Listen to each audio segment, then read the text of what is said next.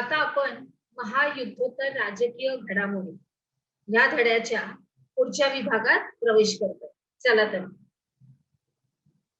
आता आतापर्यंत आपण बघितलं पहिलं महायुद्ध, दुसरं महायुद्ध, त्याची परिस्थिती, त्याच्या संघटना, त्याच्यानंतर आलं शीतयुद्ध, त्याच्यानंतर आला अलिप्ततावाद. आता आपण बघूया शीतयुद्धाची अखेर बघूया.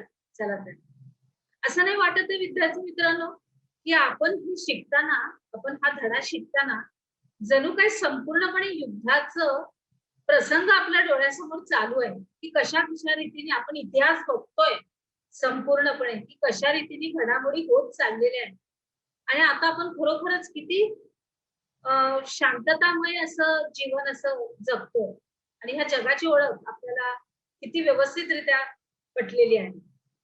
चला तर 1945 पासून जागतिक राजकारणात प्रभावी असलेलं हे शीतयुद्ध नंतर संपुष्टात आलं. म्हणजे दोन्ही महासत्ता अमेरिका आणि सोव्हिएत रशिया या दोन्ही महासत्तांनी आता ह्या शीतयुद्धामध्ये आता शांतता केली.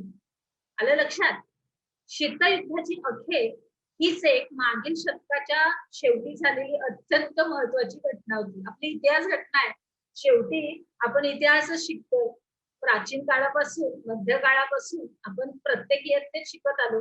आता आपण ज्या इयत्तेत आहोत, आपण जे शिकतोय, आपण ते बघतोय, ते पण आता एक हा इतिहासाचाच एक भाग आहे, जो आपण बघत आहे, ऐकत आहे, आत्मसात करतोय. आणि त्याच्यामध्ये ही घटना अतिशय महत्वाची होती की शीतयुद्धाची अखेर झाली. तर त्याला कोणत्या बाबी होत्या, कोणती कारणं होती? तर सोव्हिएत रशियाने आर्थिक खुलेपणाचं धोरण स्वीकारलं आणि राज्याचे अर्थव्यवस्थेवरील नियंत्रण ते शिथिल केलं. किती छान उपाय योजना केली सोव्हिएत रशियाने. कारण त्यांना कळालं की प्रत्येक ठिकाणी आर्थिक आपण ह्याच्या अगोदर पण चर्चा केली होती की आर्थिक जिथं परिस्थिती चांगली आहे ज्या राष्ट्राची, तोच राष्ट्र हा समृद्ध राष्ट्र होऊ शकतो. पण जिथं शीतयुद्ध आहे हे महासत्तांमध्ये हे त्यांनी जे शस्त्रास्त्र तयार करायची, त्याच्यापेक्षा संहारक अशी शस्त्रास्त्र तयार करायची, त्यांनी एकमेकांबरोबर युद्ध करायचं, ह्याच्यामध्ये काय होती, स्पर्धा वाढली होती, लोक पण कंटाळली होती, शिवाय पैशाचा आणि आर्थिक व्यवस्थेवर त्याचा सगळा परिणाम होत होता. त्याच्यामुळं त्यांनी काय केलं, ही आता गोष्टच बंद करून टाकली, नको आपल्याला ते करायचंच नाही. आणि आर्थिक खुलेपणा सगळा धोरण असं आखलं आणि नियंत्रण सुद्धा त्याच्यावरचं त्यांनी शिथिल केलं. अर्थात कुठलीही शस्त्रास्त्र किंवा कोणतेही काम करण्यासाठी राष्ट्राला आपण बघितलंच पैसे लागतात, तर मग आपण जो महसूल गोळा करतो किंवा कर गोळा करतो ते आपल्या लोकांकडूनच गोळा करतो. जर का आपण ते जास्त स्वरूपात घ्यायला लागलो तर ती सुद्धा लोक उत्पादनच नाहीये, उत्पन्नच नाहीये, एकमेकांच्या देशांबरोबर आपले व्यवस्थित व्यापारी संबंध नाहीयेत, राजकीय नाही, तर मग ह्याच्यावर परिणाम होणार. म्हणूनच आता ही स्थितीच नको यायला म्हणून प्रत्येक गोष्टीवर ही शिथिलता देण्यात आली, नियंत्रण दिलं गेलं, पकड सोडण्यात आली. आता पुढे सोव्हिएत रशियाचे तत्कालीन अध्यक्ष मिखाईल गोर्बाचेव यांनी पेरेस्ट्रोइका म्हणजे पुनर्रचना आणि ग्लासनोस्त म्हणजे खुलेपणा हे धोरण अंमलात आणले. अर्थात ही रशियन भाषा आहे, त्याची अर्थ पण त्यांनी तिथं दिलेले आहेत आपल्या मराठीमध्ये. पण काय आहे की पुनर्रचना करायची आणि खुलेपण अंमलात आणायचं. या धोरणामुळे माध्यमावरील नियंत्रण हे कमी झालं. अशा पद्धतीचं धोरण त्यांनी अवलंबल्यामुळं काय झालं की जे काही माध्यम होते त्यांचं नियंत्रण ते कमी झालं. राजकीय आणि त्यांच्या आर्थिक क्षेत्रामध्ये महत्वपूर्ण असे आणि चांगले असे घडामोडी झाल्या, बदल झाले आणि त्यांनी आपल्या ह्या क्षेत्रात म्हणजे राजकीय आर्थिक क्षेत्रात ही पुनर्रचना केली. ती काही त्रुटी काढल्या, अडचणी काढल्या, उणिवा काढल्या आणि हेवेदावे काढले दुसऱ्याच्या राष्ट्रांबद्दलचे आणि चांगली एक पुनर्रचना केली. त्याच्यामध्ये चांगलं त्यांचे राष्ट्राच्या विकासासाठी येईल असं सगळा त्यांनी बदल केला. त्यामुळं काय झालं की लोकशाहीकरणाला चालना मिळाली, म्हणजे लोकांना एक दिलासा मिळाला, एक आसरा मिळाला की एक चांगलं पुनर्रचना केल्यामुळं नवीन नियम आले, त्याच्याप्रमाणे नवीन नवीन सुधारणा पण व्हायला लागल्या हळूहळू अशा रीतीने. तसंच पूर्व युरोपमधील सोव्हिएत रशियाच्या प्रभावाखाली देशांनी भांडवलशाही व लोकशाही मार्गाचा स्वीकार केल्यामुळं तिथल्या राजवटी बदलल्या. म्हणजे लोकांना काय वाटतंय, लोकांच्या वरती थोडस अवलंबून हुकुमशहा पद्धत तर गेलीच, ती तर नकोच. मग लोकशाही पद्धतीने थोडस भांडवलशाही म्हणजे थोडस जमा करून भांडवल, मग त्याच्यानंतर सगळं त्याच्यावरती काय आपण उपाययोजना करू शकतो आर्थिक विकासाला, ते सर्व काही स्वीकारल्यामुळं जवळजवळ तिथल्या राजवटीच बदलून गेल्या, म्हणजे नवीन संपूर्ण पुनर्रचना झालेली आहे तिथे. त्याच्यानंतर सोव्हिएत रशियाचं विघटन झालं आणि त्यातून अनेक नवी राष्ट्र निर्माण झाली. सोव्हिएत रशिया इतका बलाढ्य देश आहे विद्यार्थी मित्रांनो, की तुम्ही नकाशात पण बघा त्याचं स्थान, आणि प्रत्यक्षात सुद्धा तो भरपूर मोठा देश आहे.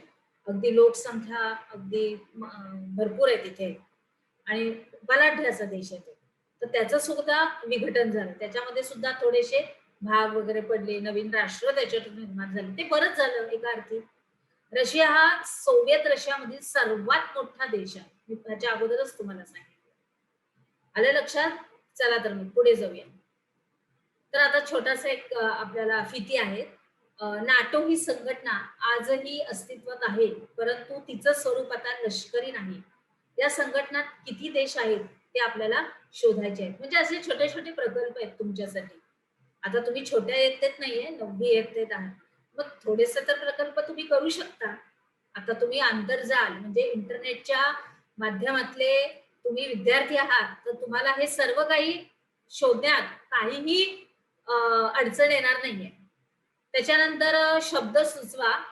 एकच महासत्ता असते व तिच्यावर जेव्हा अनेक देश अवलंबून असतात, तेव्हा त्या आंतरराष्ट्रीय व्यवस्थेला आपण परध्रुवीय एकध्रुवीय व्यवस्था म्हणतो. दोन महासत्तांमध्ये झालेल्या राष्ट्रांच्या विभागणी ला द्विकरण म्हणतात.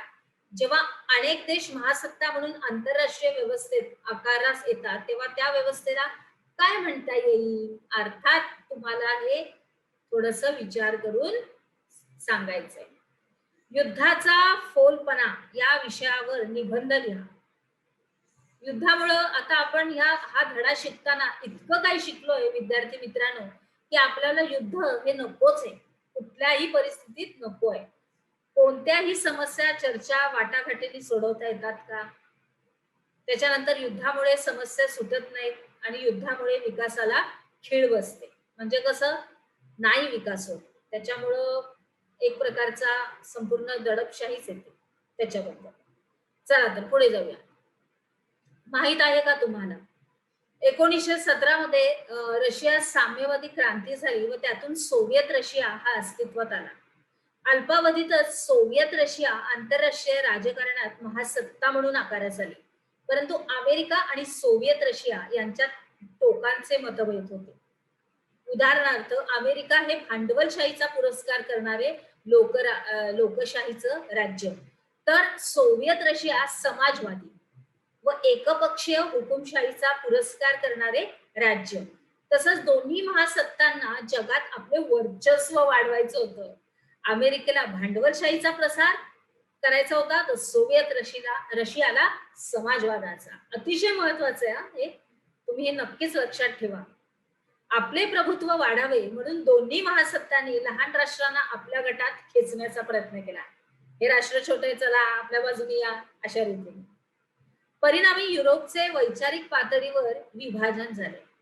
पश्चिम युरोप व तेथील दोन देश अमेरिकाच्या गटात सामील झाले, तर पूर्व युरोपमधील देश सोव्हिएत रशियाच्या. त्याच्यानंतर आपापल्या गटातल्या राष्ट्रांना लष्करी व आर्थिक मदत देण्याचे धोरण या महासत्तांनी स्वीकारलं. अशा आहेत ह्या दोन महासत्ता. चला तर पुढे जाऊया. आपण काय शिकलो? शीतयुद्धाची अखेर ही कशी झाली ती थोडक्यात स्पष्ट करा. कोणत्या धोरणामुळे माध्यमावरील नियंत्रण कमी झालं आणि लोकशाही करणारा चालना कशी मिळाली?